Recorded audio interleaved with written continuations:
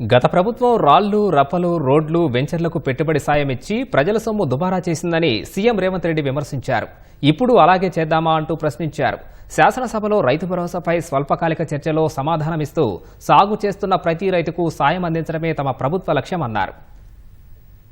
సాగులో లేని భూములకు, రాళ్లకు, రప్పలకు, గుట్టలకు, రోడ్లకు పరిశ్రమలుగా రూపాంతరం చెందిన లేఅవుట్ల ద్వారా ఇండ్లు అమ్ముకొని కాలనీలు వెలిసిన వాళ్ళకు కూడా ఈరోజు రైతు బంధు వచ్చింది. దాంతో 72,000 కోట్లలో 22,000 కోట్లు దాదాపుగా ఆయాచిత లబ్ధి అనర్హులకు చేరిందని ఒక అంచనా అధ్యక్ష.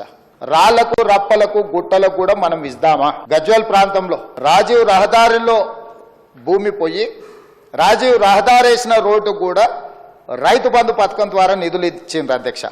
ఆమన్గల్ ప్రాంతంలో శ్రీశైలం రోడ్లో పోయిన భూమికి కొత్త పాస్ పుస్తకాలు అధికారులు, అక్కడ కొంతమంది రాజకీయ దళారులు కుమ్ముకై శ్రీశైలం పోయిన రోడ్లకు ఈరోజు రైతు బంధు పథకాన్ని ఆ గత ప్రభుత్వం ఇచ్చింది అధ్యక్ష. క్రషర్లు నడిచే వాటికి ఈరోజు రైతు బంధు వాళ్ళు గతంలో ఇచ్చింది అధ్యక్ష. మైనింగులు జరుగుతున్న భూములకు ఈరోజు రైతు బంధు ఇచ్చింది అధ్యక్ష.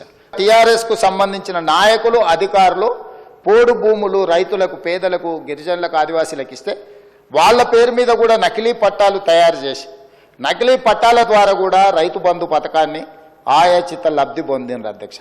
ఈరోజు ఇట్లా చెప్పుకుంటూ పోతే అది క్రషర్లు కావచ్చు, శ్రీశైలం నేషనల్ హైవే కావచ్చు, లేకపోతే రాజీవ్ రహదారి కావచ్చు, లేకపోతే క్రషర్ యూనిట్లు క్రషర్లు పెట్టినవి కావచ్చు, లేకపోతే మైనింగ్లు ఇచ్చినవి కావచ్చు, లేకపోతే హైదరాబాదు చుట్టుముట్టూత, ముఖ్యంగా హైదరాబాదు నగరం చుట్టుముట్టూత ఒకప్పుడు మనందరం చూసినాం. కూరగాయలు పండించే వాళ్ళు, ఆకుకూరలు పండించే వాళ్ళు, వివిధ రకాల ద్రాక్ష తోటలు, చాలా వ్యవసాయం జరిగేది.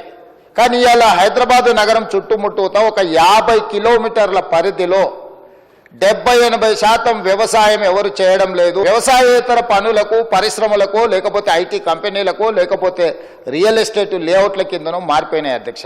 గత ప్రభుత్వము 2 సీజన్లకు కలిపి ప్రతి సంవత్సరం 3 కోట్ల ఎకరాలకు ఎకరాకు 10,000 ప్రకారము చేసుకుంటూ పోతే 15,000 కోట్ల రూపాయలు ప్రతి సంవత్సరం దాదాపుగా +-10% వాళ్ళు ఖాతాలలో వేసిండ్రు అధ్యక్ష.